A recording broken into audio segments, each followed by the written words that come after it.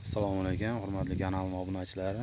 Do'stlar, mana hozir Qirg'izistonda Issiqko'l hududidan qilib borayotgan ishlarimizdan ozgina obzor qilmoqchi bo'ldik do'stlar. Biz ya'ni bu ikki etajli mehmonxonamizda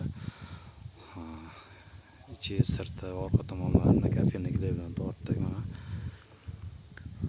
hozir bir sherigimiz bizning ishlar bilan shug'ullanyapti. Mana ko'rib turganlaringizdek oldiga do'lana qilib mana profildan olib, mana shu profildan 2 ga 3,5 profil razmer kontaktni svarkada qilinyapti. Mana svarkamiz ham kontaktni, ham elektrodli svarka.